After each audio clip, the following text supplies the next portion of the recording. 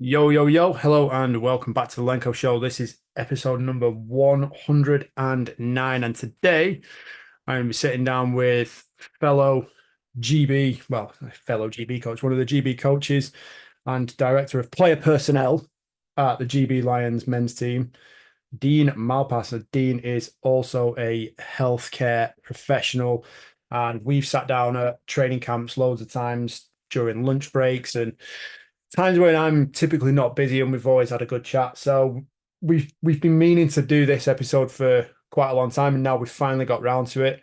So let's get straight into it. Sit back, listen up, and enjoy the show.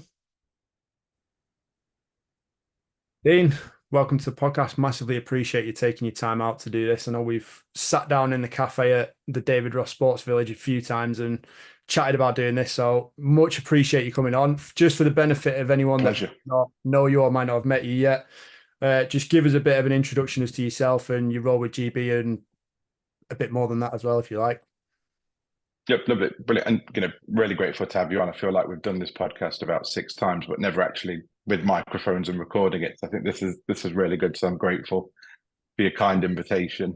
Yeah, so I'll start with the easy stuff first. I'm currently the director of player personnel at the Great Britain men's national team. So a role I've done since the start of this cycle.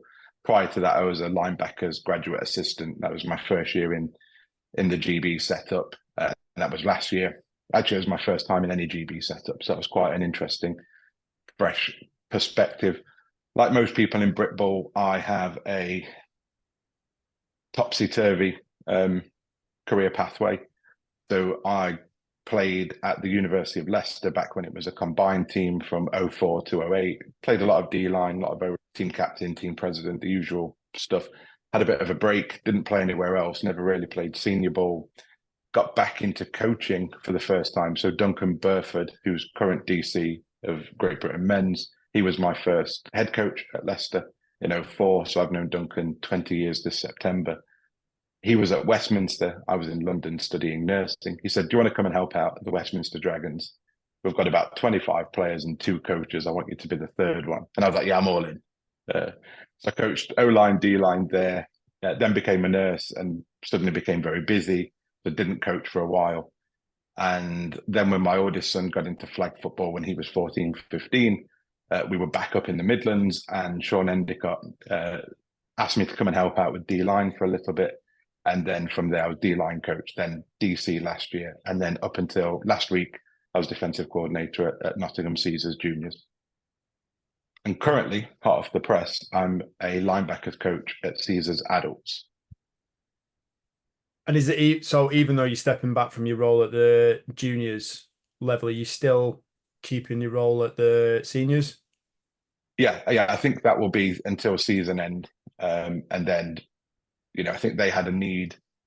The good thing about Caesars, it's a really well-run club now. And I think Sean and Grant and Vanden and others have worked incredibly hard to professionalize the setup. I didn't know old Caesars prior to those guys, but I was aware of them because I'm from this part of the world. So what's really good about Caesars at the minute is that it's a pretty cool place to be. So even though leaving as DC wasn't an easy decision, it was very amicable. In many ways, it was kind of like the perfect time and setup. And Grant is the club chairman of all of Caesars. So everything the son touches in Nottingham belongs to Grant is the best way to understand it. And within 20 minutes, he was like, "Look, what do we do to keep you in the club?" It was a very easy conversation. I was like, "Well, just ask. Where do you need me? I'm happy to help. I can make a nuisance of myself in many different ways of football coaching." And then within like 4 days, it was very quickly right. Come and help out with linebackers. We have a need there anyway for a variety of reasons. So yeah, so it was really seamless. And then I stayed and watched the juniors beat Birmingham. So Caesars played in the morning, um, juniors played in the afternoon. I stayed and watched. So yeah, it's a really well run club in that sense. And how would you rate the season so far for the Caesars? How's everything going? Adults or juniors? Go with both. Go with both. Start with the juniors and then move on to the other lads. So juniors, and we're like what 6 minutes in. I'll probably say my first controversial piece. We've massively underperformed the talent on the roster. Um, and I think, last year we didn't concede any points on defense until the playoffs. So we had, first we had a clean sweep in the division. We conceded a field goal kick return touchdown, which obviously special teams could never count that as defense. So that was against Tamworth, I think, in about week 4. And then we didn't concede any points. I think we conceded 14 against Edinburgh in the playoffs. Maybe not even that many. And then we conceded quite a few against Blitz in the national final, where we got a bit of a shoeing, and again sort of underperformed. I actually felt overall our roster was far more talented this year than last year. And I think it's been really frustrating this year because we just haven't quite found a way at junior to make it click, despite having more coaches and I think better coaches, more players, and I think more, the depth is incredible. We turned up to play Chester Romans juniors a few weeks ago.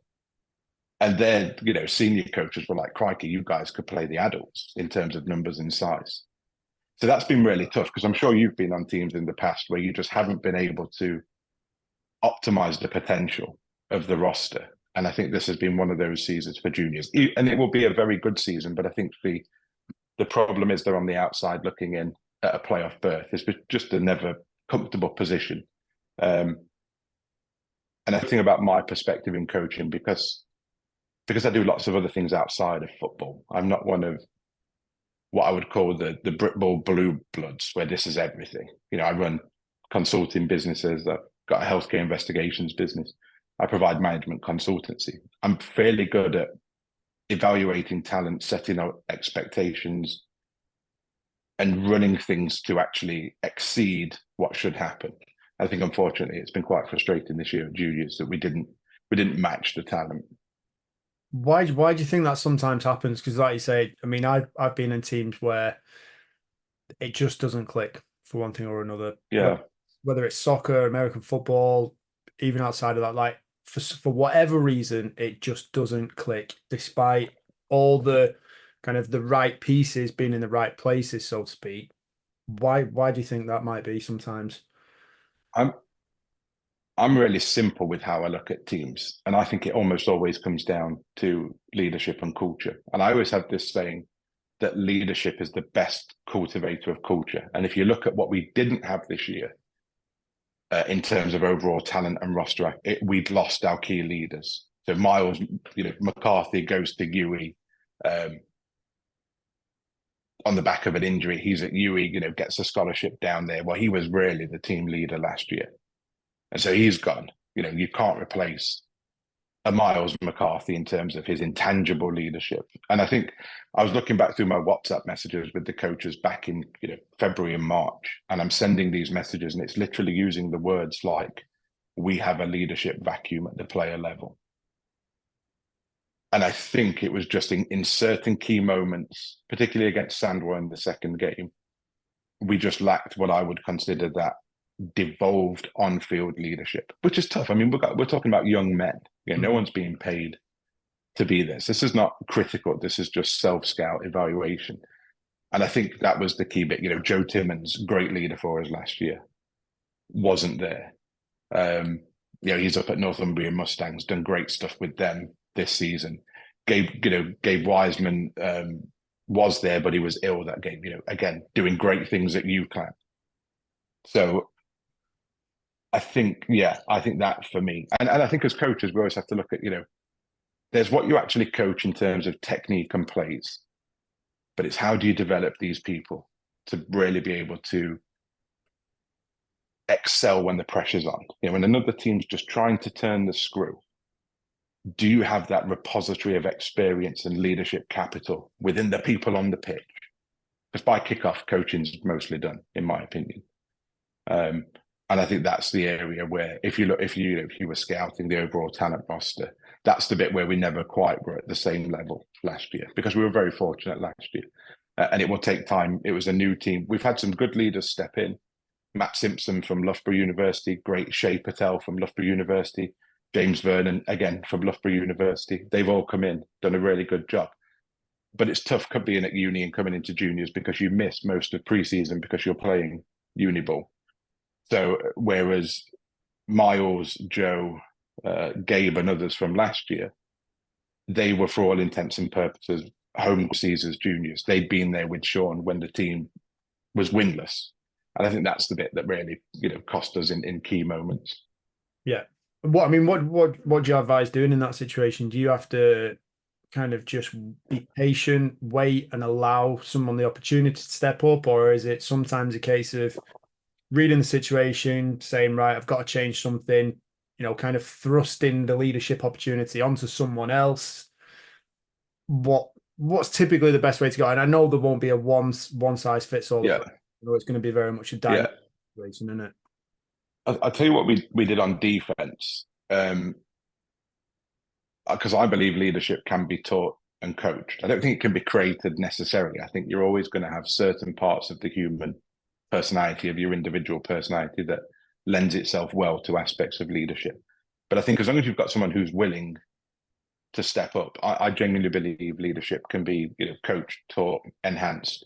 And I used to teach, when I was a senior lecturer at Nottingham Trent University, I used to actually teach the leadership and teamwork course. So I'm familiar with the sort of theoretical concepts, but I have quite a wealth of actually leading, I've ran big mental health hospitals, been regional director of nursing for the Midlands and Wales. I understand. And what I know from that is different people need different styles and types of leadership. There are certain players that need a coach to be one way, and then another player needs something. And I think it's incumbent upon any manager, and our class coaches as managers in this sense, to be able to understand what the team needs and then have the ability to give them to it in the way that they need it. Yeah. So I would say that actually you need to develop leadership as part of your football program. I think it needs to be something you prioritize as much as many other aspects of football. I think that there needs to be a way of identifying and develop, and I think you need to explain why it's valued. So if you look at our defensive goals and what we wanted, we spoke a lot about character and attitude, and we explained why we needed that. You don't really need that until the going gets tough. And as soon as the going gets tough, you need to have it in abundance. And if you don't prep for that, in January, February, March, you're not going to be able to call upon it in June, July, and August. In the game, once you realize you've got an issue in the game, it's really tough. Yeah. And certainly in Sandwell too, that's what happened. In the game, there was almost nothing that could be done. There was just this, what I would say, a meltdown, certainly on one half of the team. And despite lots of things being changed, personnel change, tactical changes, there was nothing that could stop that downward slide. And again, I'm sure you've been in games like that where it just gets away from you fairly quickly because you can't even reach a level of competence in one area that's really important. Yeah. I think it's really weird. It's one of those sports where even though, we've got natural stoppages in play, there's, timeout, there's multiple occasions where the clock stops, but it's so easy for momentum and the game and the scoreboard to just get away from you. And even when you can feel it getting away from you and like, shit, we've got to do something about this. There's nothing. It's so far out of your reach. It's too late to change it at that point. But when you say develop leadership as part of your football program, how do you go about that? How have you done that? And what would you advise people to do in terms of getting started with that, whether it's at junior level or senior level? Because I think it's something that I don't think you can have too many good characters. I think the more good characters you've got on your team, the stronger the team's going to be. But in terms of like you teaching leadership, which I do think you can definitely teach it and you can teach the qualities of it, and just for people to be more emotionally intelligent with regards to other players' situations, and then having, other players that have got the tactical nous, the ability to manage a game, say the right thing at the right time, motivate people. There's all those different elements to it. How do you kind of bring all of that together? I think the first thing you have to do is role model it as a coach, as a manager, as a leader. I think it's very hard to expect something from other people that you haven't role modeled, particularly in a team sport. So what should coaches do? Coaches should learn how to be high quality communicators in all forums. You should be able to speak clearly. You should be able to write clearly. you should be able to convey the concepts and the sentiment of your message with crystal clear clarity in a variety of ways. Because otherwise, no one ever knows. I think you should keep your word. I think you should act with integrity. I think you should understand that some players will definitely need the coach that puts a lot of pressure on them. But you have that discussion with them beforehand. I'll often say to players, how do you like to be coached? You know, a lot of my guys will come from a rugby background or a soccer background. The culture of coaching can be quite different at different teams and different clubs. So I'll say to them, how do you like to be coached? And then, you know, as a defensive coordinator, I'd go to the head coach and say, look, I've had this player on defense, said that he wants to be coached hard. So you're going to hear me coach him hard in this way. You know, he's agreed if I needed to speak to the parents so that it doesn't look like a coach has just lost his mind. So I think you role model that leadership. I think how you conduct yourself around the other coaches. I think how you should set a standard for aspiration, I think, as a leader, because people want to be inspired. I really believe this, that in any group or team setting, people want to be inspired. So I think, what do you do on a daily basis that inspires the people around you to stay on track? And then hopefully, if you've done that in the right way and they understand that there's this altruistic approach to leadership that you're demonstrating, they start to copy it. They start to understand it. There's a conceptual understanding and underpinning about why this stuff works and why it's important, that it's not about feathering your own nest, that it's something much more wholesome than that. And then you get these young men start thinking, well, this is effective, and I want to be effective in this way that Coach Dean or Coach Chris or Coach Lenny or whoever is doing. I'm going to practice that. And what you do is you create a safe space for leadership to be practiced. And you don't expect perfection in the same way that you don't expect perfection in field goal kicking if it's the first time someone actually tries to kick a field goal. Yeah. And you set the standards in your team. I say to my guys, we're going to try this thing. And I've asked Alex to be in charge and run this session. We're not going to kill him if he does it in a way that's different to me or in a way that doesn't work perfectly. And so you start putting people in charge in a safe way. So I always say, let's make it safe to fail, but it's not really failure. It's just a learning opportunity that you can reflect upon. And I think you do that away from the pressures of a win-loss game. So at Caesars Juniors on defense, we did that right through from January. And I did that with the coaches. So the reason why it was so easy for me to step away in a practical sense now is that you know, Chris Gorman, who's now taken over as DC, well, he's been calling plays in practice and in games all season. Because I was like, well, what if something happens to me? Luke, who started as a GA, then became the defensive backs coach, has been calling plays since April, in games and in practice. So I think it's really important that there's a leadership of coaches and a leadership of players where you understand that we have really high exacting standards. But if you fall short of them in the right way, what a great learning opportunity. And we're going to celebrate the hell out of that. And we're all going to be better together. So that's how I do it in teams. Yeah, I like that way of thinking about it, because I think obviously when I'm coaching kickers or even when I'm practicing myself or I've been practicing myself, you've got to be okay with missing. And like, if you're doing it in front of other people, it's honestly, it's so embarrassing. It's so embarrassing. Like, I've been working on a couple of little changes to my technique, even just over the last few weeks, try and get, you know, more consistency, more power. And there's always something to work on, but some of the changes I'm trying to make at the minute are a little more significant. So timing wise, it's difficult, rhythm wise. And it's like, I'm trying to change something that I've spent the last 10 years trying to actually implement and perfect. And now it's, you know, it's like changing your swing in golf. It's like, it's fucking tough. Yeah. But you have to be able to do it. And then, you know, if there's people milling around, or even at GB, if there's coaches milling around watching all the time, you think, well, you know, I've got to practice. Like, if I'm gonna take a shot, I've got to be okay with missing it. So I like the way they're like, you have to feel safe or be confident or comfortable with actually practicing the process, because otherwise you're not going to move anywhere. You're just going to keep doing the things you've always been doing. Jocko Willink has a really good podcast, writes loads of books, speaks on leadership and stuff in general. He's got a great system. Love Jocko. Oh, so you know, and in Jocko, he's like, if you want people to take ownership, put them in charge. Like, And I'm like, I used to do that all the time when I rang, mental health hospitals. If someone's like, and you could see they're starting to become a little bit disillusioned or a little bit disengaged, it'd be like, okay, I want you to run this project. Tell me what resource you need from me to be successful. And then you support them to do it.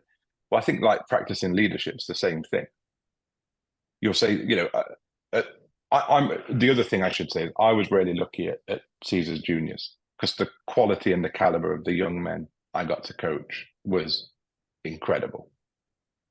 I mean, just as individual people, as football players, their attitude and their aptitude for life was just, I was truly humbled by being able, to be around them.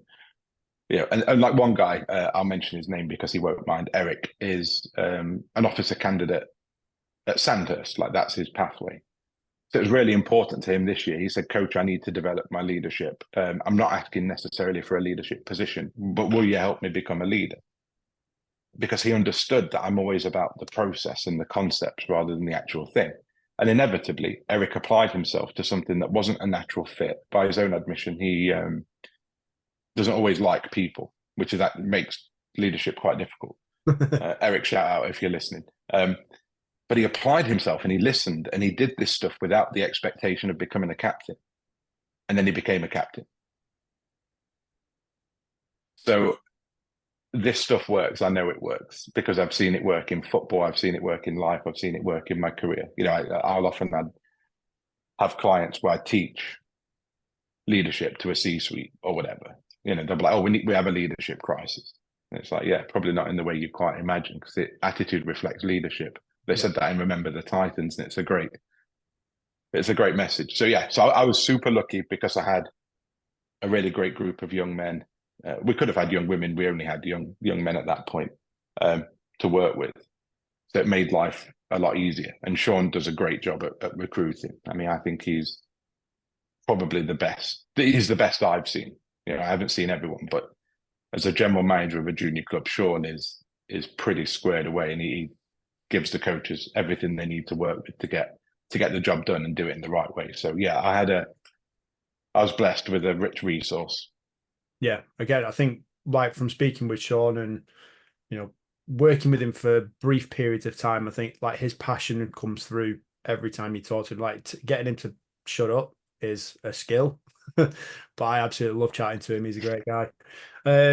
Going on to Jocko again, how would you assess? Yeah. Well, there is no such thing as bad teams, only bad leaders. Yeah, I mean, I agree with it. If it was good enough for Napoleon, it's good enough for me. I haven't had to try and conduct a land war in Europe yet. I mean, admittedly, there's still time. I hope it doesn't come to that. There might be a time. There might. Yeah.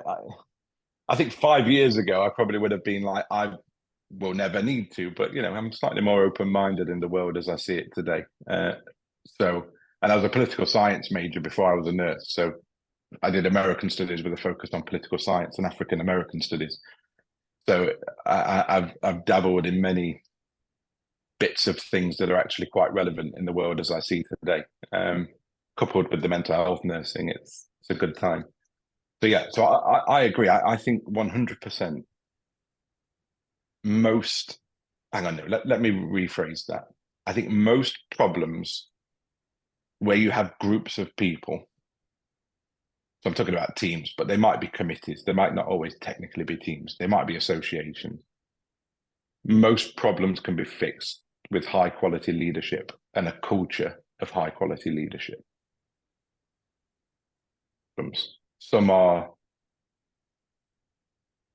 odd, abhorrent, happen, but for the things that most people would ever need to like commit themselves to, yeah, focusing on leadership. So if it's good enough for Jocko, good enough for Napoleon, I'd definitely give it my vote if it counted for anything. Let's move on to the Caesars senior team now. We're coming towards the business end of the season. Good year so far. I mean, how do you feel about having to spend even more time with Grant? Do you get on well with him? Beautiful.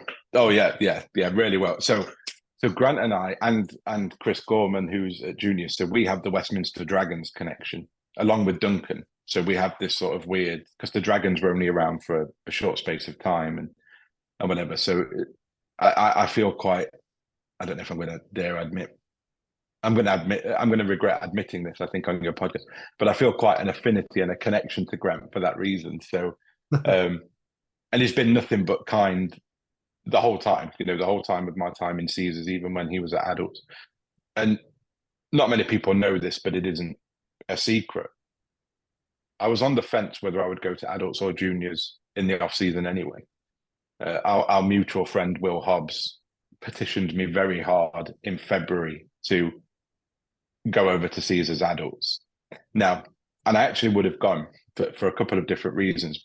But the main reason I didn't was that I'd bought my old friend from Leicester football, Chris, to juniors. And I thought, it's like the classic Britball dick move, isn't it? To bring your mate in and then leave. Yeah.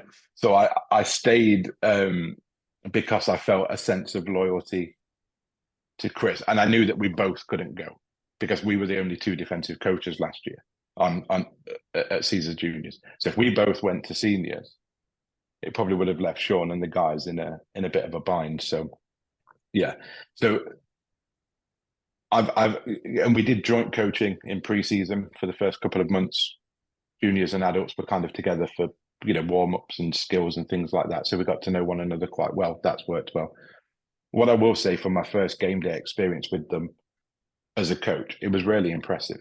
There was a level of enthusiasm and professionalism that was just really good to see. And they handled what could have been a really tough game against Revolution like pros. There was nothing really at stake for Caesars other than potential home field advantage in the future by keeping a perfect season. But they just, went out there, took care of business really quickly and played football in the right way. The energy on the sideline was great. The coaching was on point. It was, it was impressive. And obviously I can take zero credit for that. I say it more as a observer, even though technically I was there. I mean, I only got the playbook at like 4:00 on Saturday. I only figured out I was going to be assigned to linebackers at 4:00 on Saturday. So I had no impact or material, engagement with the game, really. I was kind of a spectator on the sideline and got to know the players and spend time with the linebackers and stuff. So it was really good. I always have high hopes and expectations for anything I get involved in, even if it's not at a place I would want to leave it in. I often see, and maybe we'll get onto that kind of in my future and what I would be interested in later. But yeah, Caesars so far was, and very different to the Caesars teams that I used to go and watch as a fan in 2016. Occasionally I'd go to Harveyhead and I'd watch them play Sandwell Steelers and, lose by 10 or whatever it was back in the day. That seems like a different club and it seems like a different time in Caesars history. Yeah. I think, I sometimes think about this, but I don't know. We'll get onto this later on in the podcast in a bit more detail. But when I look back to where I started in Britball, it does feel like quite a few teams have actually moved in the right direction. Although there's nothing seismic, it feels like there are a lot of things that a lot of teams are starting to get in place, which is going to be 100% needed to lift the game to the next level. Is that something that you've got a feeling of as well, or is that just me being completely delusional? And No, and we chatted about this very broadly, didn't we, at one of the GB lunchtime sessions? I agree, and I think this is something that you and a lot of the people that I associate you with in my mind should take a great deal of credit for, because there is a standard in American football that can exist if nothing happens. And we've all seen it. And then there's the standard of football that can happen if you have high aspirations and if you're prepared to make the commitment and the sacrifice required. Because it's unlikely any of us in this generation are ever going to be able to do any of this as a full-time job and have affluent lives. We probably all need other stuff around. But when I think about people like you and Jason Scott and Bloomers and all the others that are currently involved in the GB setup and where you've been and what you've done, I think you've actually helped set a standard and a culture now at multiple clubs that raises what the hope and the expectation and maybe what the potential can really be. Because at one point it might be there was one team that was dominant. But I think now you can look at it and if you squint closely enough, you can probably say right now, maybe in the Premiership North and South, let's say we're really generous. Let's say there's 5 teams that if things fell right and there was a couple of personnel moves or resource moves here and there, you could be like, yeah, I can see this team being national champions back to back. And I think what you've done, going from Tamworth to Manchester, Manchester and Warrior are, Manchester and London Warriors are the standard. So I think it's a higher standard than maybe where we were at 5 years ago, 10 years ago. Yeah. So overall, I think you should take a lot of credit for just being part of that. And I know you'd be too humble to take any real credit for it. But I think being a part of it is good because it gives the rest of us something to look at. Yeah, I mean, I don't believe in being humble. I feel like you should. I feel like you should always think highly of yourself. But I certainly don't see myself as being able to take any credit for that. I certainly think Jason Scott 100% can. And I know from my own perspective, when he came back from Mississippi State over to Tamworth and offered to help out for a session and came down to a session, that specific session, even there were times at Tamworth where I started playing, we were getting like 20 people to practice, maybe practicing around the back of a leisure centre. There's no posts to kick through. It's not even a marked out pitch. It's and this is for me. This is the journey it's been on, and where it's gone to. Jason came in, brought the juice, and set the standard, set the tone. It was like, oh, right. There's another level. We got to go to this level. Eventually, won the national championship with Martin as head coach, and Dan Smith coordinating the offense, and went from playing on a bit of a farmer's field round the back of a cricket club to eventually playing at Pat Meadow. Now they're at Botts Park. So we've got more teams in good quality grounds. Obviously at Titans, we've got Le Stade de Bellevue. Which I need to come to. I haven't been yet. Honestly, I've got to get up. It's beautiful. It's a special place. It's our 80-yard field. Which again, I've never seen. Like I've heard lots about. I mean, I like this magical field, but I've never. I need to go and see it. Like Kevin Costner in Field of Dreams. Like I think this will be my moment in Britball when I see it. And then, like even up at EKP at the weekend, obviously Spoonie's gone there as the head coach now. Yeah.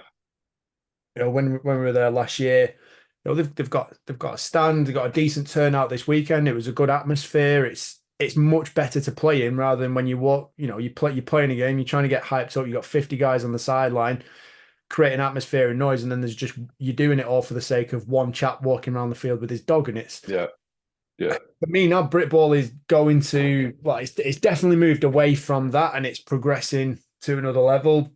Certainly, there's more gears that it can go through. 100%. Agreed. We'll go more into Britball towards the end of the podcast, but I just want to ask you, obviously, you mentioned, was it last year you were linebackers GB assistant coach, and that was your first year involved with the GB setup. Is that right? Yeah. How have you found that picture as a whole, and coming to we're talking about things going up through the levels and going up through the gears. How did you find that, and how have you found the program since you've been involved? So I'll start with the second bit. Love being part of the program. Love everything about it, to be honest, because of the people involved with it and who it's attracting to it. I get messages from old Leicester teammates that I've reconnected with because they've seen me be involved in the national program. So that's been really good. So love that bit. In terms of how I found it, I was massively out of my depth. Massive. I hadn't coached for ages. I'll tell you what happened. We're amongst friends here, so there's no secrets. So I got back into coaching summer of 2022. So you remember the hot summer. So I'm there, sat on the concrete steps at Forest Rec in Nottingham, watching Archie, my oldest son, be coached by Sean for the Nottingham Arrows. Sean's really good at running teams. He's really good at meeting with the families. He comes over a few weeks. He's sussed out that I used to play, maybe coached a little bit. Now, Sean's one of the best recruiters I've ever come across. So I should have known this. Little did I, he's like, junior team. He's like, we've got this playoff push and we don't have a D-line coach. Would you be interested in just coming and helping us? We've got 2 games, and if we win, we go to the playoffs. Could you come and help? So I spoke to my wife at the time, and she was like, yeah, it's all good. So that's how I got involved with with juniors. Now, between that and the following season, so then I agreed to coach the season after. Now, between that, my marriage ended, and suddenly my life looked like very different to how it did when I'd made this commitment to Sean that I was going to come back the following year as D line coach. Because I'm an idiot, around this exact same time, Duncan had figured out that I was back in the coaching circles and had said, look, it's an arduous process, but we're looking for character people in the team. You should apply to be part of the GB setup as a graduate assistant. So I'm thinking D-line. Yeah, that's where I'd played. It's where I'd coached. I'd coached O-line as well, but I'd gone back to defense. So I said to Duncan, fine. Anyway, the interview and application process to get into the GB squad as a coach, I don't know if it's the same this year. It was hard. There were 3 stages. I had to do stuff I'd never done as a coach. Let's just put it that way. Somehow I did it. And there was this objective. And then there was an interview. The first time I'm meeting, Jason is like on this interview.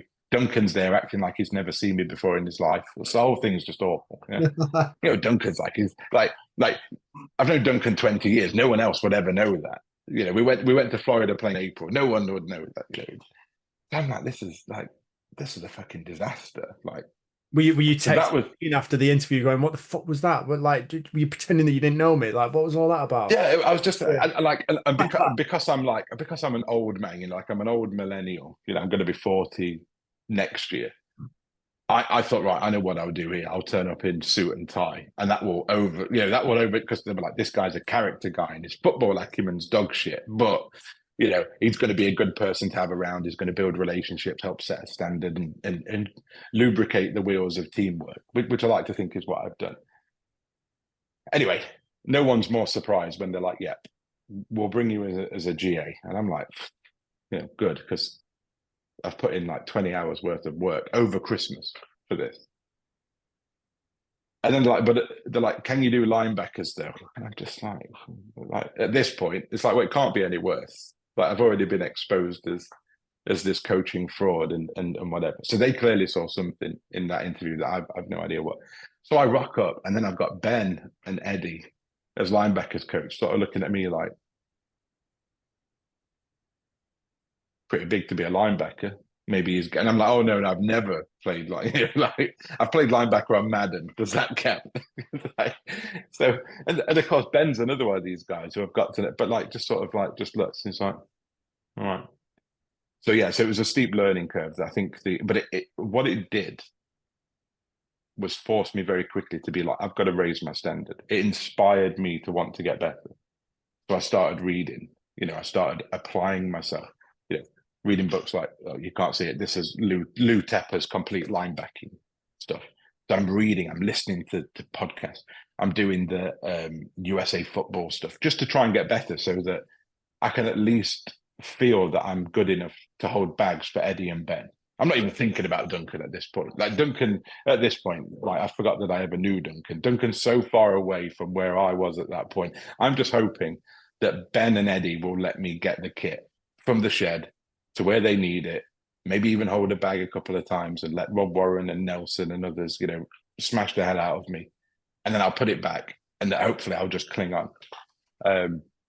Yeah, so that's how I found GB. To be honest, it was hard work and I was out of my depth and I had to do a lot of work, I think, just to maybe even make a passing grade. And hopefully I made that last year. And how do you assess sort of like the year last year, obviously with the 2 games, and then leading into this year and the overall progression through the program so far? Where would you kind of map that? Phenomenal. I think the games were awesome. They obviously went our way. I think the Denmark game was again, it was a pros road trip. I think even though it wasn't close on the scoreboard in the game, it was probably still closer than what the game felt. France was a real nail biter. You obviously had your walk-off moment, which was epic, and I really enjoyed that. It should have been way before that. I know. I'm not over that. But I'm always grateful to you that you drew it out for us so long, just for the spirit of showmanship. Because I think leadership has to have that degree of showmanship. So the fact that you knew what we all needed and were able to sort of have the discipline to push it that late into the game, I'll always be grateful to you for knowing what we needed and then giving it to us at the exact moment where we needed it the most. So I thought that was good. And then what I really liked was where we've started this year. Because I think last year there were areas where we had great quality, great strength, great depth. And then we probably had other areas, like in any team season, where we were like, actually, if things bounced a different way, we could be exposed here. What I like is the approach that Jason and the coordinators, Lillis and Duncan and Al this year have approached it. Like, okay, we're just pushing forward. We're raising the standard even more. And that was really refreshing. In our first coaches meeting in, I can't remember if it was December or January technically, but it's very clear, right, this is what we're looking for. This is where we're going to find it. This is what we're going to do with it when we find it. Speaking about talent. And I think what we did is we refined the standard for the culture of the team we wanted to be. And that was going to, and the intangible aspects of a player was going to have more prominence than perhaps what you would expect at an elite national level team. Because the temptation, right, is to bring in, quote unquote, only the best players. I think that's I think you have to have a great degree of foresight and discipline to say to your coordinators, we will turn away top talent if it doesn't fit in. Yeah. And I genuinely believe that that's the standard of this program this year.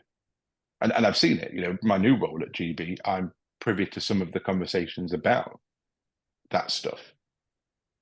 And where it's a case of, and when I say fit in, I don't mean there's an iconoclastic culture of everyone has to be the same. I'm talking about people that are disruptive to team harmony, but maybe phenomenal athletes. And you and I know, and we would never name them, but we know there's at least half a dozen that we've allowed to exit the program that are phenomenal football players. Yeah, I mean, for just they weren't good for the team. Yeah, I mean, just from my perspective, I think we were talking about the best teams having the culture right, and then ultimately, I think that's a massive factor in what helps you actually perform under pressure when the shit hits the fan, because inevitably it will at some point. Like, we had multiple setbacks against France. Like, that game shouldn't have been as close as it was. We should have put that one away before we did. But again, pressure moments, key moments, like everybody in the team knows their job, everyone knows their role, everyone's relying on each other, and it's easy. I think it's very easy to get quite toxic if you've not got the right mix of players. Very easy when things aren't going your way. It's very easy for things to get toxic. It was the same with Manchester Titans at the weekend. We've been again re-emphasizing everything because we've lost a lot of some incredibly important players, especially on offense. A lot of guys that would have started, guys who've gone to Europe, guys who either haven't come back from Europe, thinking Tom Jones at running back. Then you've got turnover on the offensive line. We've lost a lot of really good players, big personalities, people who would, be the first to the fight if it kicked off, kind of thing. The kind of people you want to, which you need. And there's been times this season where it's not been going our way on offense. It just hasn't. Like, in terms of the outcome, it hasn't been what we wanted. And at that point, it is so easy for everyone to start bitching and getting at each other and turning on each other. And it very quickly becomes quite sour. And I don't think we've got to that point. I think we're pulling together and pushing beyond that. And, I think we'll be a lot better off for it and we'll be a lot stronger for it. So, yeah, I think having the no, I call it the no ducks rule, don't we? Which we all know what it stands for. Yeah. We do. Yeah. We want people that are going to fight for the team. Anyway, how do you see the challenge of, obviously, we've got to play 2 games against very, very good opposition in the space of 6 days this year? Yeah. How do you weigh that one up? I expect to win because I always expect to win. And I think you win through your preparation. I don't know if you saw my thing I put on Instagram the other day from David Hackworth about if you find yourself in a fair fight, you haven't planned properly. Yeah. And that's how I feel about life. It's how I feel about sport. I think the time you commit to being a coach for most of us is going to be quite even. So it comes down to what do you do with it? And do you set a standard of expectation for yourself and your teams where people are like, we expect to win. Now we acknowledge the possibility that we might not win an individual game. but your winning mindset is something that's deep within you. Like whether you're a winner or not is irrespective of the actual scores in games. It's your approach to life. I expect to win these games philosophically, and I expect to win these games on the scoreboard.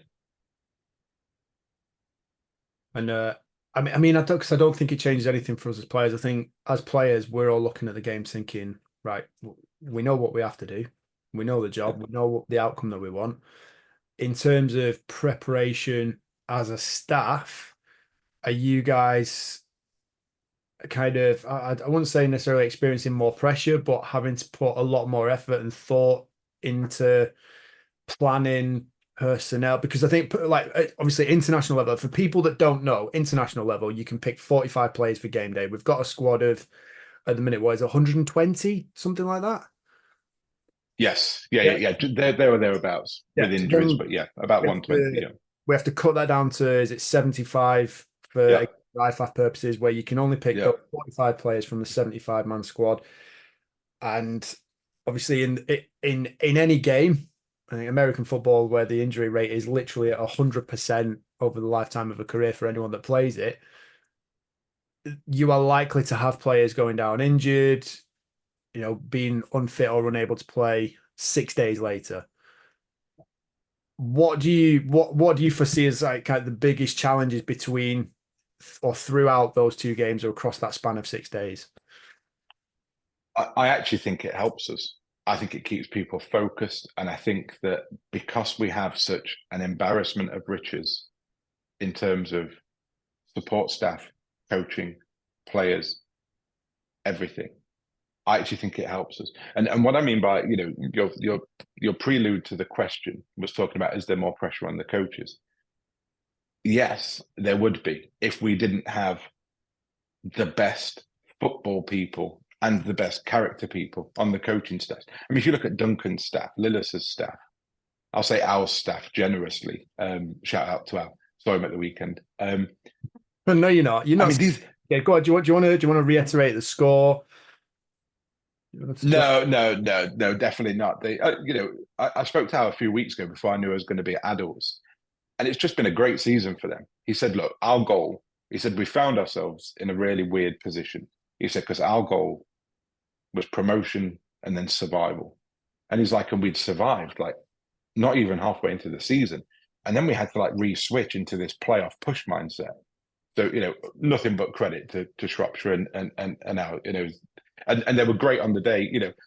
You meet lots of clubs, right? I think, and I'm very much because I'm a sentimental old man now. When I'm around playing football, I coach intensely, but I want good relationships with every other coach, every other club. But there are some clubs where the vibes just, for whatever reason, just not great. Shropshire, a great club.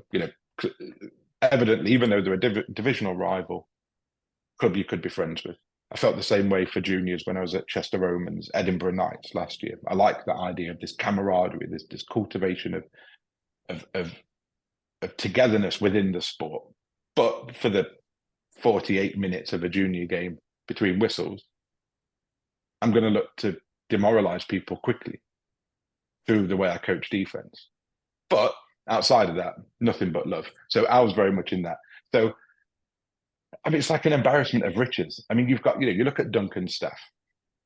Dunk's like Mr., coached at a really high level for a very long time, been a head coach many times. And then you're like, well, let's say Duncan decides he wants to go and do some pro-am golf for like $500,000 or whatever. Well, who steps up? Oh, any of these other guys that are also quality, Ben, Stevie, George. And then you look at the people that, the more junior positional coaches that are coming through, Kia, and you're just like, how can you not? There's no pressure when you've got people like that. These guys are phenomenal. And the pressure, I think, is many ways, it's like an outside environmental external thing. These guys hold themselves to such a high degree of quality that there's no pressure external that's ever going to be higher than their intrinsic motivation. Yeah. Same on offense. Lillis's staff, I'd say the exact same stuff. I'm the weak link of the GB program, and I'm all right with that. Like that's all good. Everyone else is so much like better. And so there's no pressure. And if you look at the plans and the discussions as well, it's like, right, how do we flip from this? We've got a plan for this opponent. If they do this, then we switch in 6 days. I love it. It's like NFL player football. Yeah. Short turnaround, lock in, put the shoulder pads on, bite down on your gum shield, expect to win, get the job done, come home, celebrate. Yeah. Yeah. I really like. Love it. I think the way that we win both those games is by being organized as individuals, organized as a collective unit across the board, whether it's playing staff, coaching staff, all of that, and then having the right plan and executing, and then Yeah. Yeah. to do the jobs. And Yeah. again, Yeah. culture. I think if we do win these two games, it'll be because we've got the culture right. We will yeah. not be possible without the right culture, regardless of how good the team is. I do put a lot on that. I do think there's a lot to be said for that. Yeah. Yeah. I want them. I want anyone. We could be playing. I don't know, an under-19 side, and I would want us to shock and demoralize them. I'd want them to be shocked with our speed and efficiency on offense.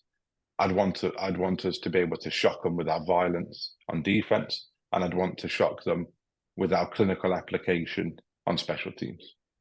Yeah. And I want them to have to go back, and I want their coaches to have to start wiping down, unpacking the whiteboard before they've even expected to use. I want them to make adjustments in the first quarter.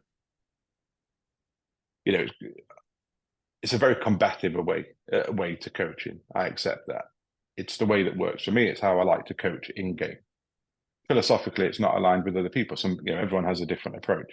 This is the way that I've found works to me. If I see that when a team accepts the challenge to turn up and bother to play, I see that as a very demonstrative, challenge accepted approach. And I think that in any of these violent combat type sports, I think everyone has to be ready to meet and accept that challenge and expect to win and prepare for it. One of the other things I want to talk to you about is self-confidence or confidence versus arrogance. So this is another one of the things on social media. What do you see as being the key differentiator between that? Because I imagine for people, it's a very fine line. I imagine I probably come across as quite arrogant to people, or to some people on the outside, especially to people that don't necessarily know me. That's interesting. Where do you draw the line on that? I think it's complicated. I think internally you draw the line by having the humility to accept that there's stuff you're always working on, because people never really understand what it's taken to be you, right? They don't see that. And actually, it's a lazy trope to just be like, oh, well, it's all right for Lenny because he's kicker at GB and he plays for time. It's like, whoa. Let's back up a minute. What's this maniac doing when no one's watching to have afforded him the opportunity to do that? You've already spoken about, with your experience, and you could never kick another football in American football, and your career as a kicker is exemplary. But you're actually talking about changes to your technique because you're a maniac. And I think that's the difference between confidence and arrogance. I think arrogance is when you think that you have nothing left to learn and everyone should just shut up and listen to you. I think confidence is when you have that self-belief to say, I have something worth giving, and it's high quality and it's high value, and I'm going to listen, I'm going to learn. But if it comes down to it, I'm going to have that ability to back myself and to back what I think is right, and to be good to the people around me and treat them well and lead them with integrity. I think sometimes to the untrained eye, they do struggle. I think introverts particularly struggle with external emotion. And that's one of the coaching philosophy discussions I've had throughout my career. Because in game day for the juniors, I'm very loud and demonstrative to try and overcome, like I was saying, that vocal leadership gap this season. To the untrained eye, I look like one of those Britball old timers that's trying to regenerate their playing career. Now, that's not true for me because my playing career was fantastically mediocre. So there's no recreation. I never won as a player and I almost never lose as a coach. Those two worlds almost don't mix for me. How much do I shout at GB? Never. I don't think I've ever Don't heard. think I've raised. Don't need to, because I understand that I have a multitude of approaches within me, and I know how to use them, and I know how to use. In mental health nursing, we call it the therapeutic use of self. You know, I apply the same thing in coaching. If I assess my unit to need certain things from me, and we agree as a coaching staff, then I'll give that thing to try and elevate these guys for them to be successful. The thing I'm proudest about as a coach is when my players get scholarship opportunities, NFL academies, GB. Wins and losses are nice to have as a snapshot of kind of like as of a resume. They're not the thing that brings me back and keeps me here. And so to me, that's where, when your intentions are good, you've got to be confident. Alan Weiss, the great solo consultant, you should read some. I'll send you some of his stuff if you've never seen it. It's really useful if you run your own businesses, particularly if you don't have staff. I don't have staff in one of my businesses. It's just me, right? He talks about everyone has an issue with confidence and arrogance, but do you really want a very quiet, lacking confidence heart surgeon? Or do you want the heart surgeon that, kicks in the doors playing AC/DC saying, let's rock? I probably want that surgeon, to be honest. I think there is an element of confidence that drives people to be in these really tough roles and be good at it. And I think if you don't have that, life can be very tough. The trick is to always keep it under your control. Yeah, I think for me, there's an element of confidence which comes down to, like, I really like what you said about it's having the humility or just the self-awareness to always be working on something. And then when you've got that backlog of, everything you've done in your career, the thousands of reps you've done, like all the experience that you've got, and that really high standard, it enables you to be confident. And I think there's an element of certainty and preparedness. Like when you've got those two things blended together, it's like I whenever I step on the pitch, I know what I'm going to do. 100%. Yeah, There is no doubt ever at any point, from start to finish. So that's the level of certainty. I think that's where the confidence comes in. But then the only reason that confidence is possible is because the level of preparation that's gone into it. Whereas I think if you look at it as someone who is coming across as arrogant, I think that's when you would then maybe kind of think, well, they seem 100% certain, but I don't believe, and again, it's from the view of someone looking at that person. It's like, I don't believe that you've put the work in to warrant that level of confidence. I feel like it's over the top and somewhat misplaced. And I think that's the danger where things can always go slightly wrong, because if people from the outside are seeing kind of that false bravado and they aren't a believer of you putting in the work. yeah, If that happens, if that's on the inside of the team, that is a disaster. yeah, And I think that's what, like, the one thing I tell a lot of my athletes, a lot of the guys that I work with, I coach, is look, don't worry about your current game time. Don't worry about your current level of reps. Don't necessarily even worry about your current level of performance. Build trust. And this goes to the guys that are playing in the GFL, anyone who's in the yeah, ELF, yeah, like, even in the GB squad, it's not about, like, for instance, I've got quite a few guys who are coaching the GB squad who, whether or not they make the roster for the games this year, it's not necessarily about that, because mm, it's tough. It is really, really tough. But if you're not going to make it this year, don't rule yourself out for next year or the year after that or the year after that, because yeah, yeah, it's a long career that you can potentially play for. And if you build the trust of your coaches, you become reliable, dependable, and continue to work on your skill set and evolve as a player, you're always going to be in the picture. And that's not necessarily just for GB, but that's for like a professional career outside of that. yeah. It's for life. Well, It's for life. I agree. I think you're dead right. I think people always say, "Well, how do you tell, Dean? You've got someone who's really self-confident and they're very loud, and they're one of the best ways is, do people want to be around them?" Do people gravitate towards them? Because we all know people that are really confident and they are arrogant, and no one wants to be around them. And I think in a leadership position, I've mentioned this a couple of times already.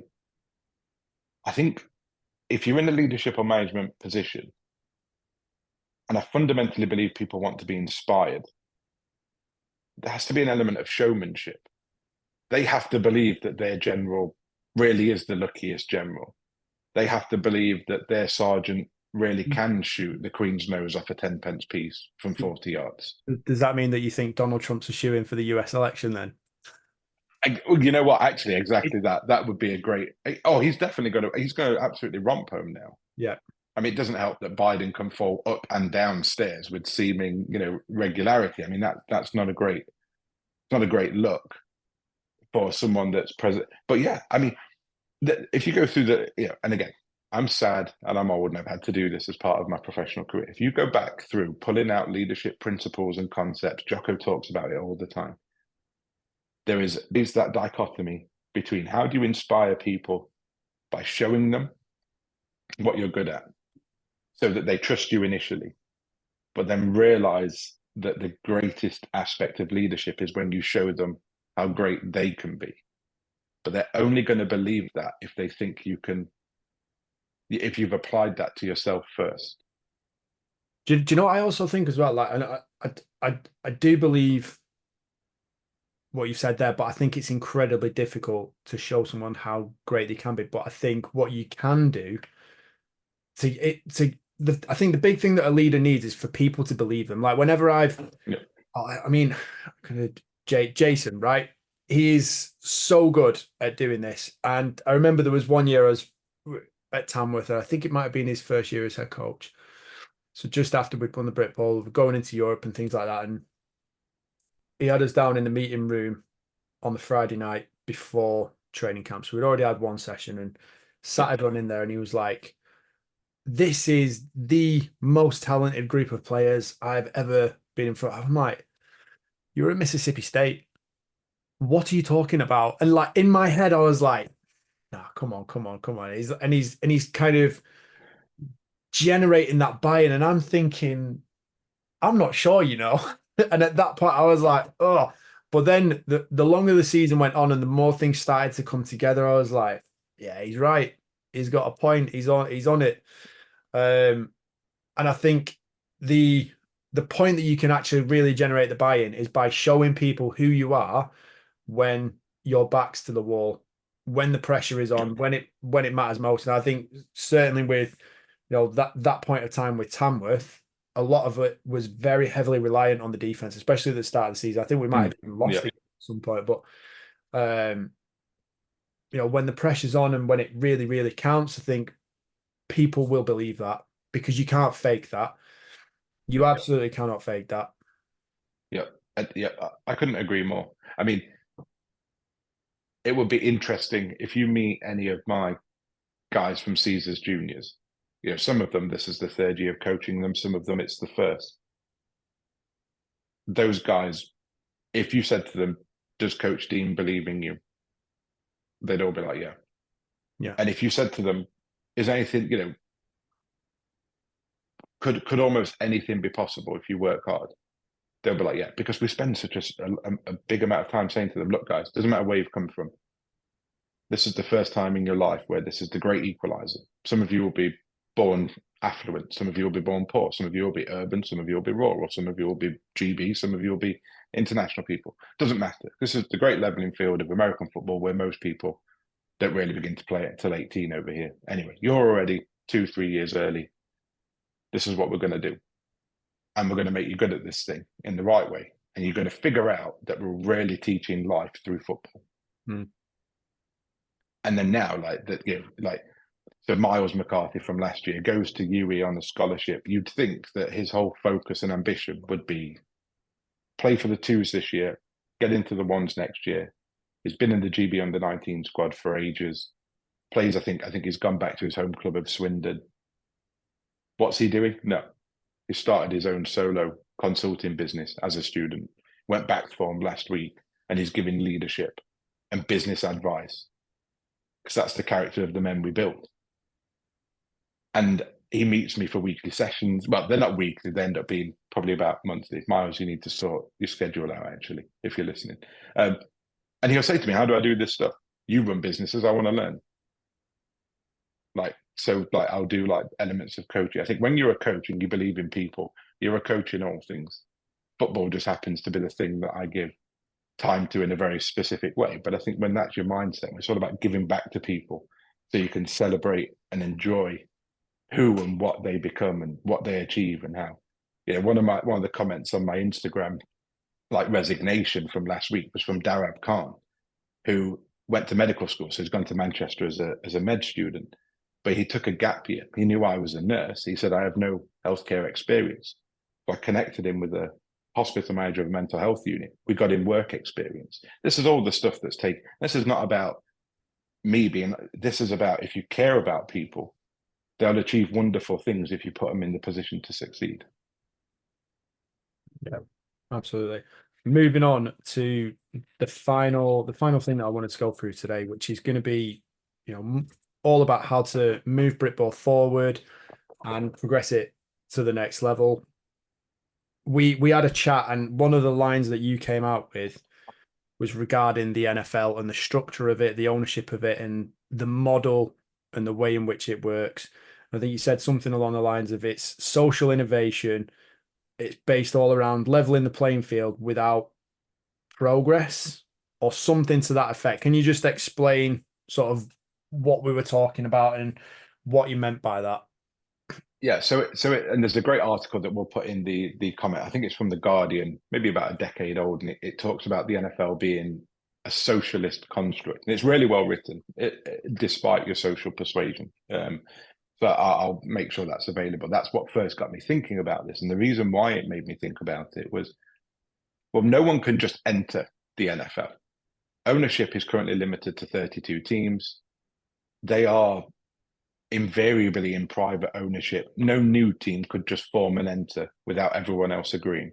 So it's a closed market. There's a monopoly on the market share of professional football of that level in America. Which is odd for a capitalistic nature to the economy in that country, isn't It, it? very much so. You think about societies that have that kind of model. You think about Britain up until the 80s, nationalised railways.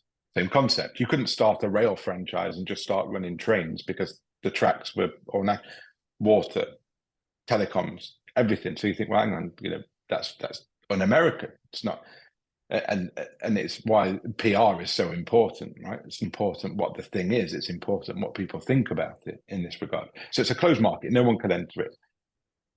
So you think actually this could really be like the robber barons, where it's just lower quality product, higher rate, more profits.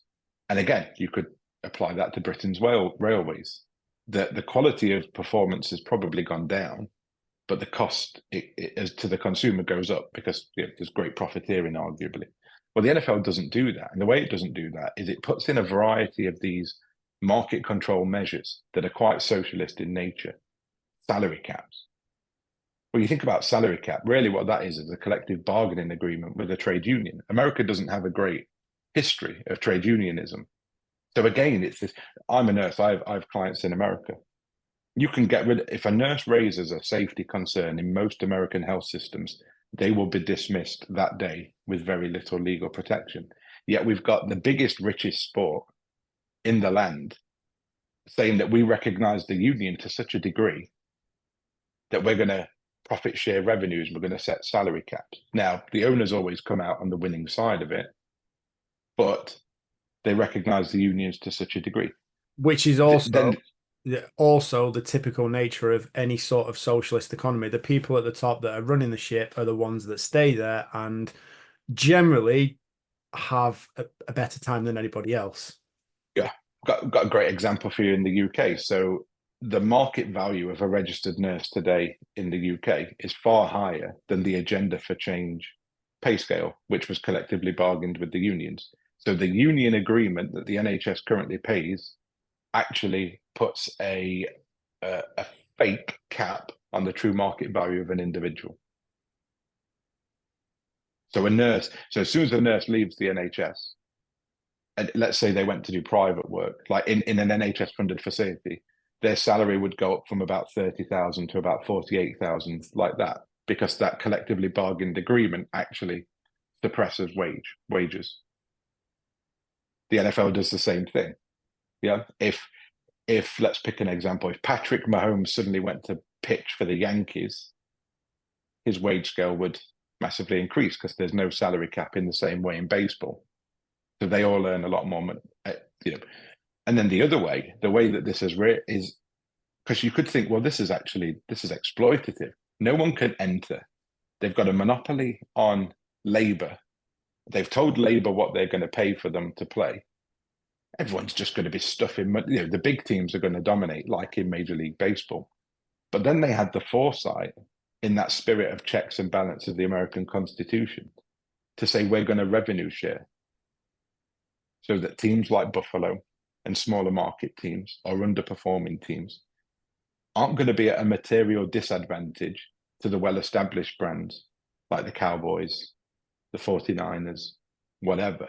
And we're going to collectively negotiate with the media outlets, and we're going to share that money. And you're going to be, you can go and do your local media deals, but there's certain things that you're not going to be able to sell that are going to belong to the collective, like primetime games.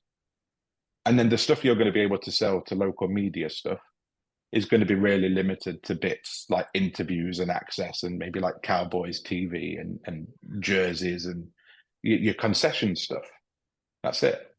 So that's how they stop this competitive disadvantage, where you again, you look at it, and America's all about capitalizing on your competitive advantage. Their entire society in many ways is structured on, once you get the upper hand, push forward. And the NFL kind of has all these different measures that actually stop that from occurring. And I think it enhances their product overall as a professional sports league. It's interesting, isn't it? Because I read a book probably last month or so. It's called Playmakers, and it's by Mike Florio, who Yeah, a journalist. And yep. from what I could work out from, but I actually found myself getting quite heated about it towards it. I was like, does this guy just hate the fucking league or something? And he's like, he does. Yeah, all these different things have been set up to simply serve the people at the very top. It's like, for instance, with the draft. yep. It's the one profession that you go into where you have no say about where you go and work, who you go and work for. It's just, right, we're picking you, you're going to come and work for us. All right, we're trading you, you're going to go and work for them. Yep. It doesn't. I'm trying to think, like, I don't know if it happens anywhere else, but that is just such a strange concept. I know one example. I only know. Yep. Sorry, mate.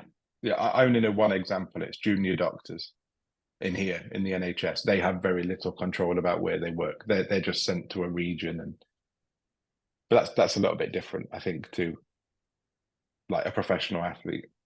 But yeah, you're right. It makes, it's kind of like it makes no sense and then all the sense depending on what you think the aim of the league is. What would you put that down as? What do you think that is? I think the aim of the league is to have the world's most dominant professional sports brand and league in the world. Yeah. Where cash is king. Yeah. It just happens to be football. Yeah, I'd agree. I don't have a massive issue with that. Like outright. I should probably say that because it sounds like a very negative, loaded thing to say. I don't have a positive or negative view of that whatsoever. I just think that is what it is. Yeah, I agree, and and somehow it's better than college. But I don't necessarily think it's a bad thing. I think that there's obviously with something the size and the scale of that, there's always going to be things within it that you think, come on, that's a bit dodgy. You can't be doing it. Like, yeah, there's various different things, and obviously all sorts of conspiracies that will fly around. But if you want to have a massive global brand to then be able to create opportunities for other people, individuals, and you can then start to spread the popularity, you can like start to spread the wealth out. You have to kind of be self-serving in the first instance to be able to sustain and then thrive and then grow from there. And obviously there's always the danger of like, does it become so big that it just kind of falls apart, and it's having to consistently kind of reform itself, which I think is always incredibly useful when, well, it's a lot easier done when you've got what 32 billionaires running the league and in charge of the Yeah, team. You can kind of yeah, structure it and do it the way you want because, like you say, cash is king, and if you control the money, you can kind of influence anything you want, can't you? So yeah, yeah. And there's just on that sort of point, you could make a wider argument. I'm not an economist, but I, throw my nose into all sorts of stuff I shouldn't. You could say that there's a well-established model for this, that you want the spirit of rampant capitalism with some socialist controls in place. I mean, many countries, if you look at a lot of our economic policies in the UK in the last 25 years, we've had strong elements of that. Haven't always worked, but I think you can make an argument that is a model that can work. Um, how would that you can look? have it the other way How would that look? in the UK. Well, anywhere. So, well, I'll apply it to the UK because it's the place I know best. So if you look at something, there's something in economics and public policy called the Latham curve, which is how much income a government ever brings in based on taxation. Because people are the old left wing trope is that when the country needs more stuff, you raise taxes and then you get better stuff. Well, the studies in the Latham study and then becoming the Latham curve found that the sweet spot was 37%. That as soon as you taxed a country higher than 37% of overall taxation, true wealth creation stopped, or at least kind of flatlined, and wealthy people that might be paying more in tax just left because they're always really astute at finding ways to be tax efficient with their wealth. So the Latham curve basically advises against. So the way it would work here is you'd have the socialist principle of we'd have taxation in a welfare state, but you'd have the rampant capitalism spirit of economic growth and development, and knowing that you couldn't go above the 37%. So that would be one example applied to a UK. This is very like broad macro, macro stuff. How would it But look if you were to apply it to a league structure? Like if you were to use like the BAFA Premiership, something like that, how would yeah, it look if you were to apply it to a structure like that? so you'd have to have contracts and you'd have to be able to control labor to a degree. So you wouldn't be able to have everyone just pool into one or two. There'd have to be a draft. There'd have to be a top tier league draft where everyone would be sent to wherever they were drafted. So the Because first you'd need a competitive. so the first thing you try and do is disperse the talent to make each team relatively equal in terms of its Yeah, capabilities and competitiveness and skill yeah. level. So League. I mean, you may not enjoy this, but you may end up at Bristol because they took you number one overall with their pick. That's never going to happen. Yeah. Well, and this is the way, and then that would mean you've got a product that you can actually sell for Yeah. money to come in. Because at the minute, I don't think people are going to be looking to invest too much when there's probably only two teams that can win. Yeah. So you've got to address the competitive imbalance that we currently have. The NFL have done that through the draft and through free agency and things like that. I think we'd have to take that approach. Once you've done that, you'd have to stop people moving within a period of time. Might be season to season, but it would be that they own the rights of that player for a full season. So you could stop someone, losing 2 games and then doing a transfer elsewhere. Then you can become attractive because you've got a product where there's a bit of competitive ambiguity. We don't actually know who's going to win. If the games are played on Sunday, most teams in the Premiership right now have really been decided on Saturday lunchtime. Yeah. There's very few surprises that I can really recall. And where the surprises do happen, they tend to be because the season's effectively already ended for another team. Then you've got something you can actually pitch to investors and partners in media, because media is where the money's going to come in from, right? I think that's the only. I think about women's Super League netball being on Sky Sports. Yeah. That's a model that we would need to think about. But it can only work that way if we've got a competitive product that's high quality, high interest, and there has to be a degree of uncertainty about who the winner is for each game. At the minute, I don't think we have that across most of the tiers. It's not just the top tier of American football. I think usually by Christmas, even in uni, we know with a fair degree of accuracy who's going to win certain matchups. There's probably only about 5 or 6 per week where you're like, oh, I'm not sure. Could be, you know, this NTU and Leeds game could be quite tasty.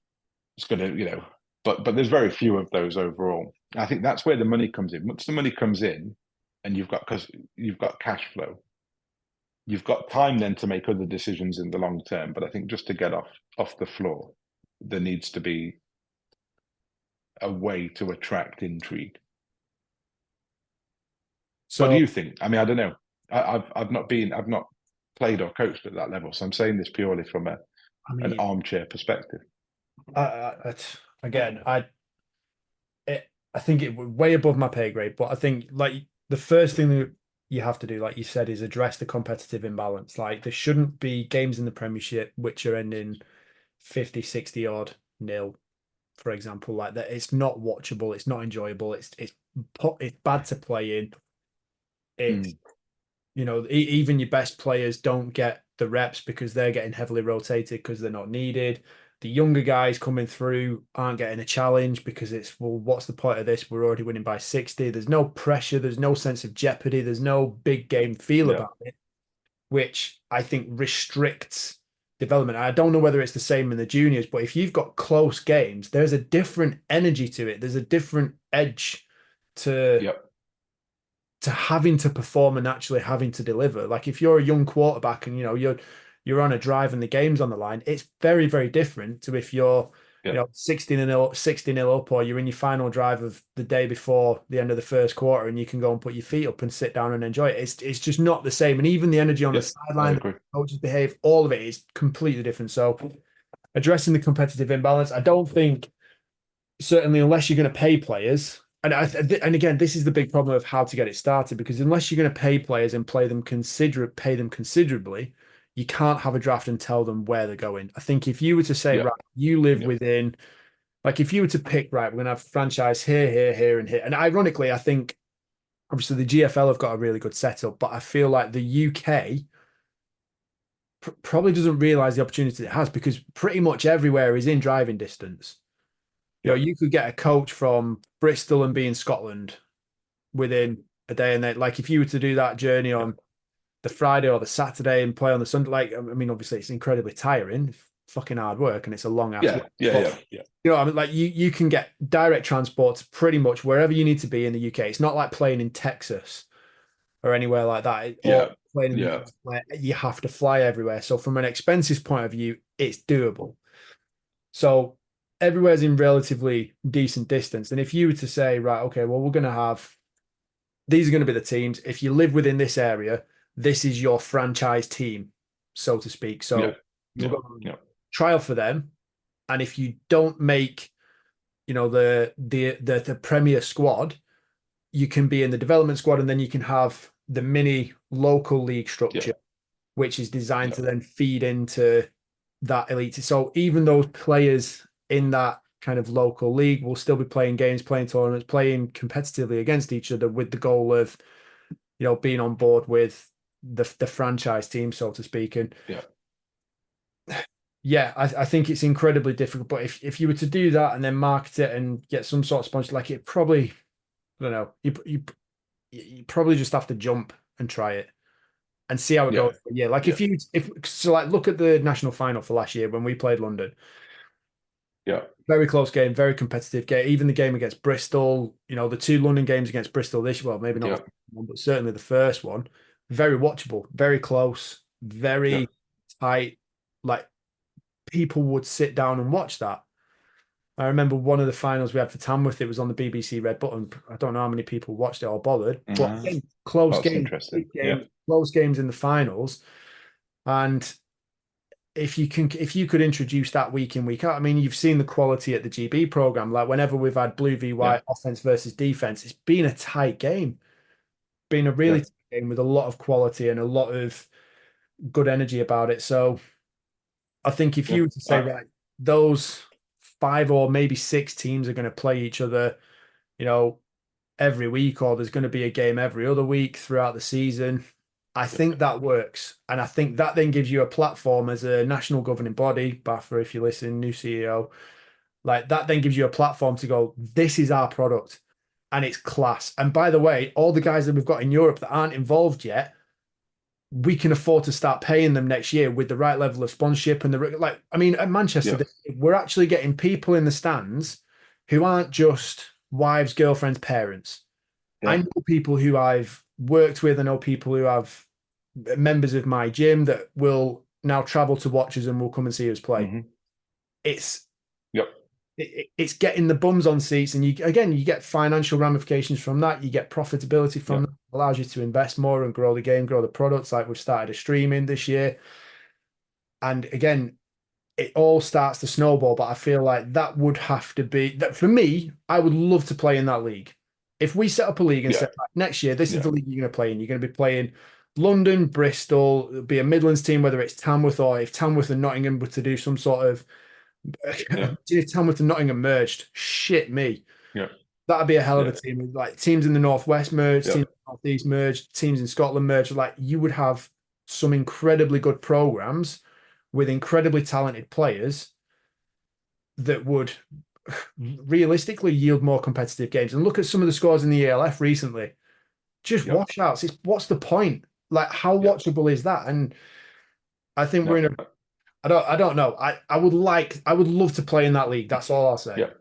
Yep. I agree. And one of the other things I'm not averse to are always a more tournament style approach where you can blend the talent pool overall and have what you might consider lower level teams, but just for one game, can they be good enough to knock someone off? A bit like March Madness, you know. Now you'd have to set in some competitive measures so that the top teams couldn't field. But again, or do we condense it? Do we have those, let's say, six teams, and do we just condense the season into 4 weeks of absolute mayhem and play? I don't know. I think where I agree with you 100% because I don't have the exact answers is that just doing what we have been doing and only changing things slightly is probably only going to have us be in a slightly different place to where we are and where we've been. Yeah.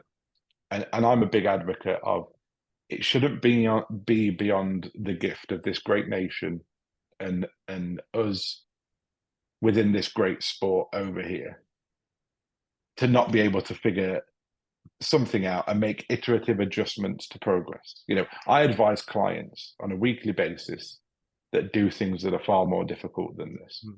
Yeah.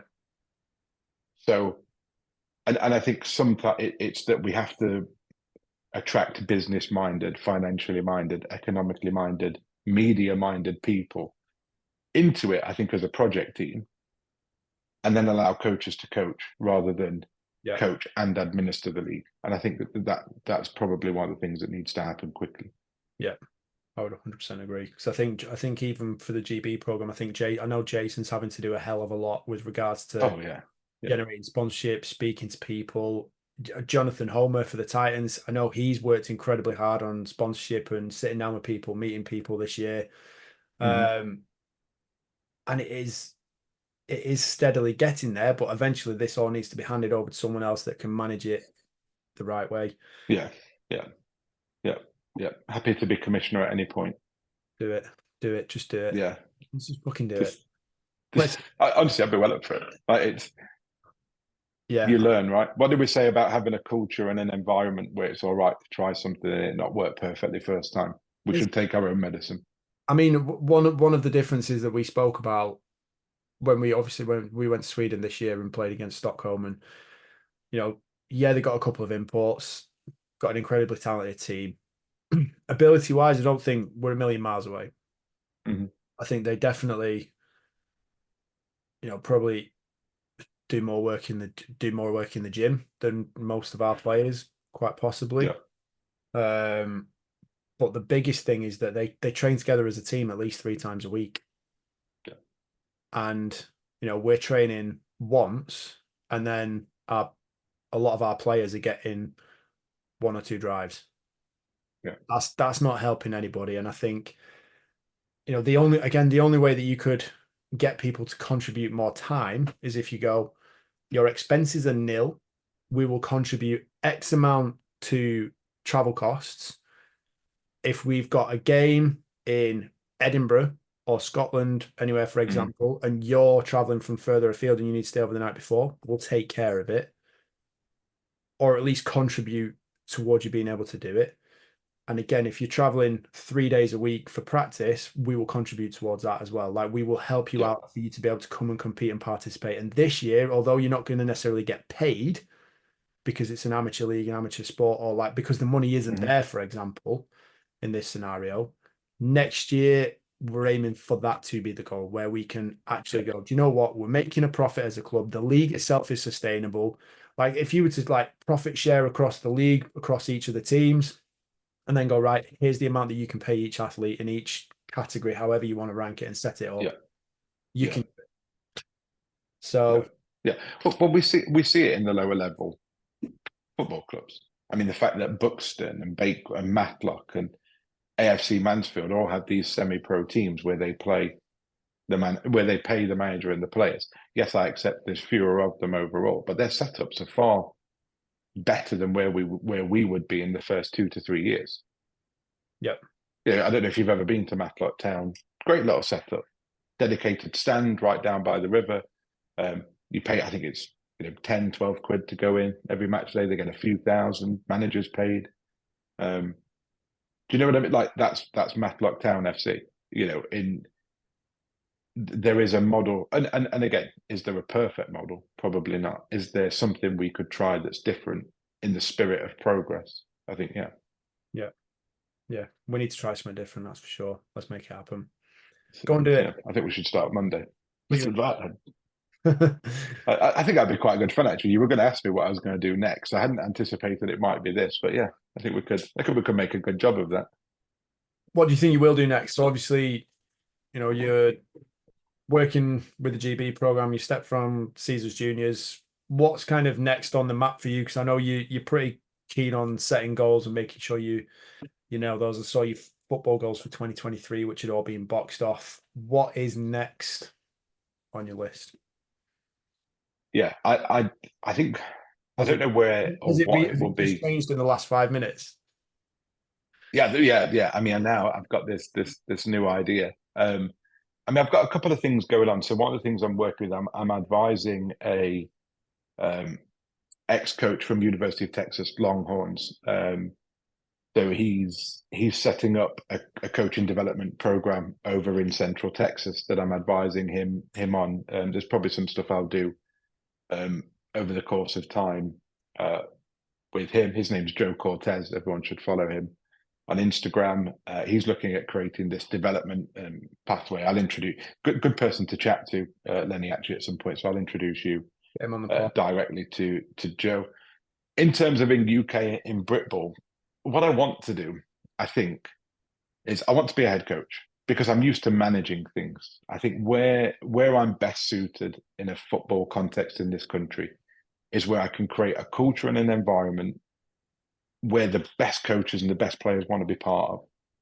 I'm not detail oriented enough to be a really good coordinator at a high level.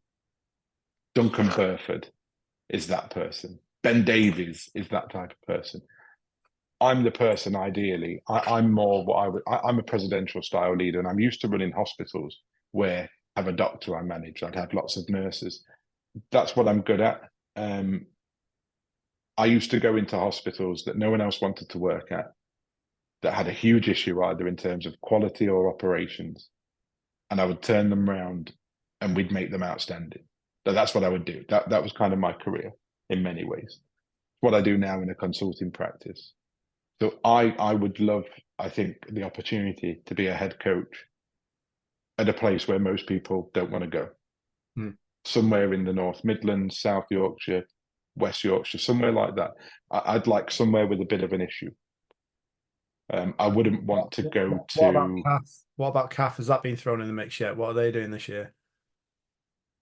I mean, certainly, actually, they would tick many boxes, right? I want someone. So, and I say this with absolute love and admiration.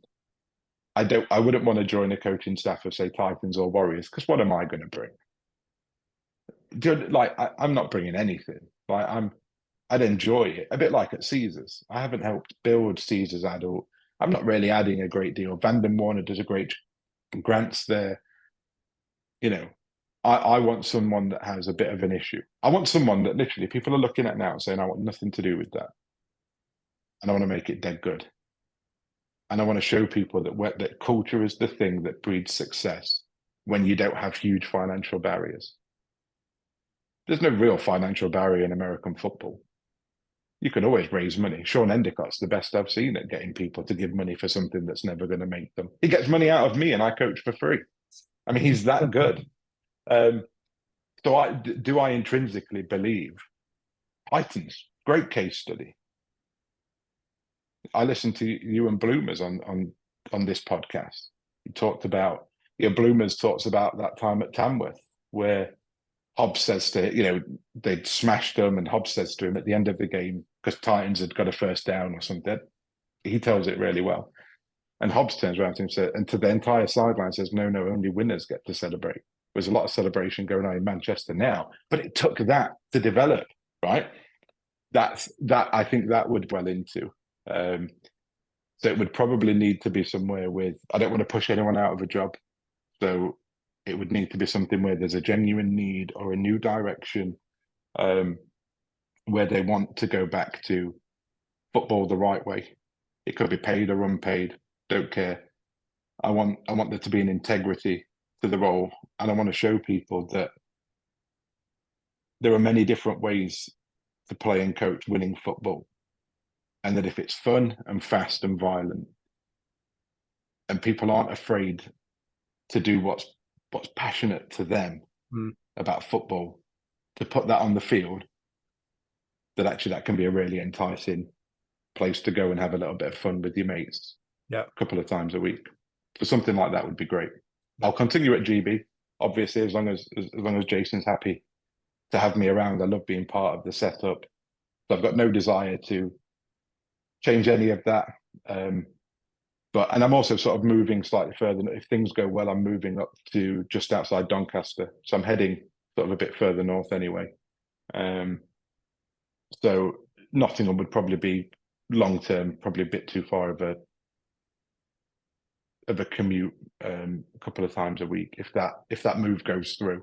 So there's a little bit of logistics that plays into this as well. But I just like being around things that need to be built.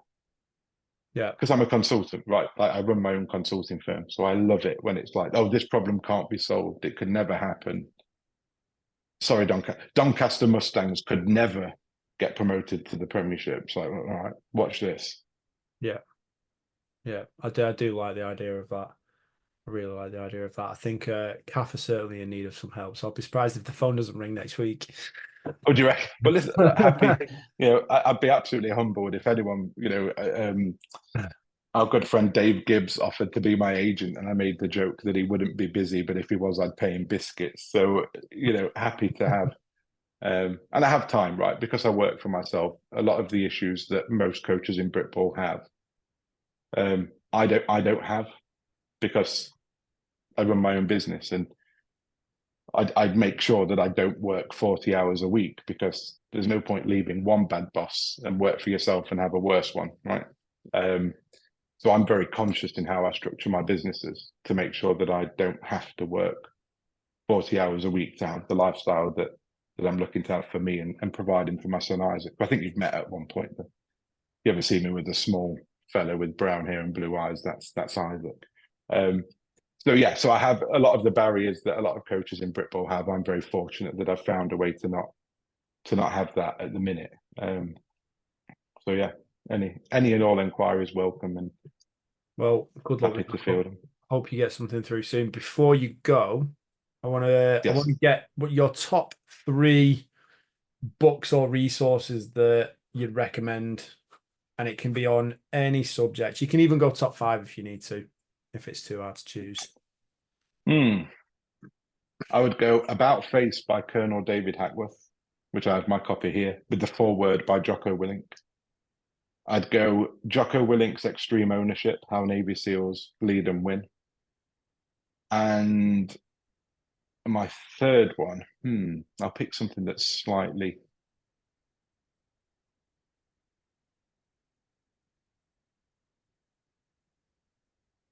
How about just to open the door, Robert Kiyosaki's book, Rich Dad, Poor Dad. Love it. Perfect. That's where all great books, all well written, all with lots of stuff to think about. Yeah. And then do you want to, just for Kath, who might be listening, do you want to leave any details where people can go and follow you on Instagram or contact you if they've got any questions? Yep, sure. That's very kind. Thank you. So Instagram is where I do most of my football stuff. That's at DLDean78. 78 was my playing number at Leicester. DL, defensive lineman Dean 78. So that's at DLDean on Instagram. I use LinkedIn a lot for a variety of stuff. Just search for me, Dean Malpass, and you'll find me on there. And I'll leave my email address, dean@deanmalpass.co.uk, if anyone. But happy to, and that's really kind of you, and I really appreciate you having me on. And I'd happy to return the favor and have you on one of my podcasts at some point as well. And you can talk about whatever you want, and that's you dangerous. can join Mel Cortez. That's dangerous. Listen, I'll definitely take you up on that, but that's dangerous. Yeah, it's all good. It can't be any worse than what Mel says, because she's decided to take on the American establishment and make healthcare environments safe, which is quite an epic undertaking. So there's not really much you could probably do that is more controversial than that. Oh, so. I don't know about that. Anyway, I think we should find out. It's been an absolute pleasure to have you on and chat through this stuff with you. So massively appreciate you taking your time out your day to come and do it. And I will catch up to you again in a couple of weeks at GB. Yeah, brilliant. Thank you. Appreciate it. Nice one, mate. Thank you very much. Well, there we go. That concludes episode number 109. Massive thank you to you for listening. Again, hope to speak to you again soon. There will be more and more episodes coming out. I've got a couple of other guests lined up, so definitely keep your ears pinned back for that. Hugely appreciate you listening to the show and keeping us going. So if you've ever got any questions, send them over to us. If you want us to address any specific performance topics, we're always happy to tackle that. And that is it. If you want to leave a review, if you want to leave any rating, please feel free to do so. Massively appreciate that as well. Anyway, that is it from me for this episode. Take care, and I will speak to you again soon.